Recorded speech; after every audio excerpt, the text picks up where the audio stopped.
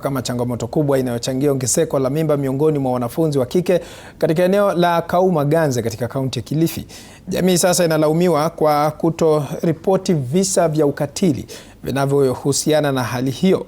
Viongozi mbalimbali wakiongozwa na kamishna wa Kauma Rogers Osundwa wamesema baadhi ya wanafunzi wamebeba mimba kutokana na visa vya ubakaji vinavyotokea wakati wasichana wanatafuta maji. Hali hiyo imetajwa kuchangia kudorora kwa viwango vya elimu hususan kwa wanafunzi wa kike. Naibu gavana wa Kilifi Flora Mbetsa ameongeza kuwa serikali ya kaunti imeweka mikakati ya kuwalinda watoto dhidi ya ukatili wa kijinsia, ikiwemo uzinduzi wa maeneo salama maarufu kama safe spaces. Hatua nyingine ni kuanzisha visima mashuleni ili kupunguza hatari ya wasichana kushambuliwa wanapotafuta maji.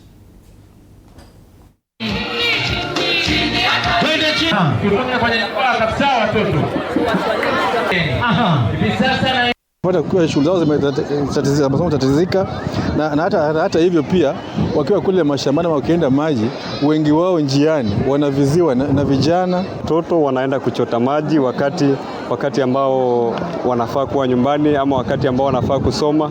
So pale watoto wanatatizika kiakili na pia kutulia kama watoto wengine katika nyanja zingine. Tunaendelea kuimarisha miundo ya ulinzi wa watoto katika jamii.